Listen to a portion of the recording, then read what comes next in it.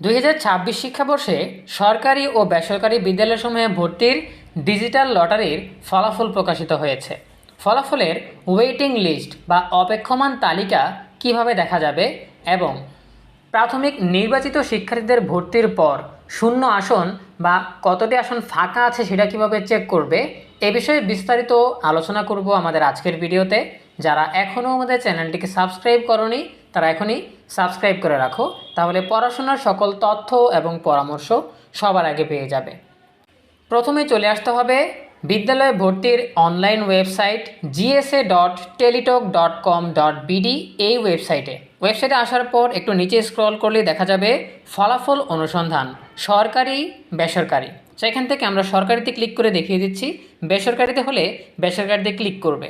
এরপরে এখানে দেখতে পাচ্ছ যে সরকারি বিদ্যালয়ে ভর্তির আবেদন 2026 লটারির ফলাফল।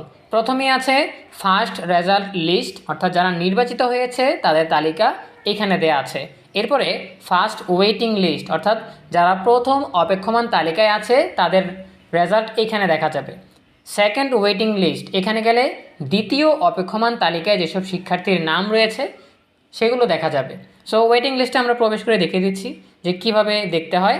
সো ফার্স্ট ওয়েটিংয়ে চলে আসার পর এখানে লটারির ফলাফল জানতে ইউজার আইডি লিখে সাবমিট করুন। সো আবেদন করার সময় যে ইউজার আইডি দেওয়া হয়েছে সেটা এখানে লিখতে হবে। লেখার পর সাবমিটে ক্লিক করলেই রেজাল্ট দেখা যাবে যে ওয়েটিং লিস্টে তোমার নাম আছে কিনা। যদি ফার্স্ট ওয়েটিং লিস্টে না থাকে সেই ক্ষেত্রে সেকেন্ড ওয়েটিং লিস্টে চেক করতে হবে, ঠিক আছে।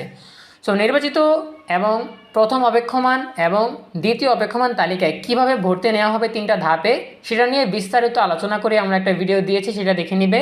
এখন আমরা আরও একটা মূল্যবান জিনিস দেখিয়ে দিচ্ছি, সেটা হচ্ছে শূন্য আসনের তালিকা কিভাবে দেখা যাবে, ঠিক আছে।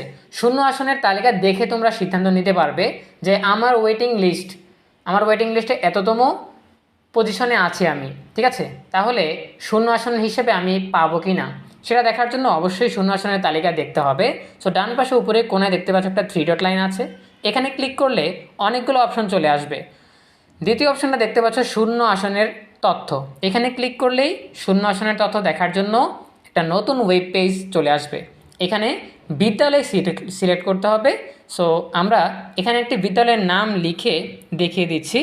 সো আমি আমার পার্শ্ববর্তী যে স্কুলটা আছে সেটার নাম লিখতেছি।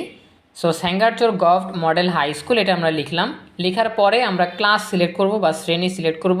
এখানে শুধুমাত্র ষষ্ঠ শ্রেণীতে ভর্তি নিবে, এই জন্য ষষ্ঠ শ্রেণী দেখাচ্ছে। আচ্ছা, এরপরে সাবমিটে ক্লিক করলেই দেখা যাবে যে কতটি আসন বাকি আছে।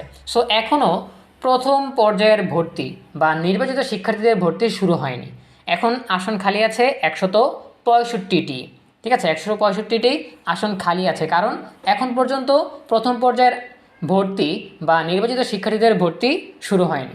নির্বাচিত ভর্তি যখন শুরু হয়ে যাবে, নির্বাচিত শিক্ষার্থীদের ভর্তি যখন শেষ হয়ে যাবে, তখন নির্বাচিত শিক্ষার্থীদের ভর্তির সময়সীমা পার হয়ে গেলে এখানে কিন্তু আবার নতুন করে আপডেট করা হবে যে নির্বাচিত শিক্ষার্থীরা ভর্তির পর কতটি আসন খালি আছে। তখন কিন্তু তুমি ওয়েটিং লিস্টে তোমার পজিশন দেখে বুঝে নিতে পারবে যে এখন এতটি সিট আর খালি আছে, আমার পজিশন হচ্ছে এত, তার মানে তুমি ভর্তি হতে পারবে কিনা সেটা কিন্তু তুমি এখান থেকে খুব সহজেই দেখতে পারবে। এভাবে প্রথম অপেক্ষমান তালিকা থেকে যখন ভর্তি শেষ হয়ে যাবে, তাদের নির্দিষ্ট সময়সীমা যখন পার হয়ে যাবে, তখন দ্বিতীয় অপেক্ষমান তালিকায় যারা আছো তারা দেখতে পারবে যে তোমার পজিশন কত, আর প্রথম অপেক্ষমান তালিকা থেকেও ভর্তি শেষ হয়ে গেছে, এখন কয়টা আসন খালি আছে, তখন তোমরা এখানে এসে দেখে নিতে পারবে, ঠিক আছে। সো সম্পূর্ণ সিদ্ধান্ত নিতে এই দুইটা চেক করার মেথড বা উপায় তোমাদেরকে হেল্প করবে। সো এই বিষয়ে তোমাদের আরও কিছু জানার থাকলে কমেন্টে জানাতে পারো। দেখা হবে পরবর্তী আপডেট নিয়ে নতুন কোনো ভিডিওতে। সেই পর্যন্ত তোমরা সবাই ভালো থাকো, সুস্থ থাকো, নিরাপদে থাকো এবং সবসময় ইএনইবি চ্যানেলের সাথেই থাকো। তোমাদের সকলের জন্য রইল অনেক অনেক শুভকামনা। ধন্যবাদ সবাইকে।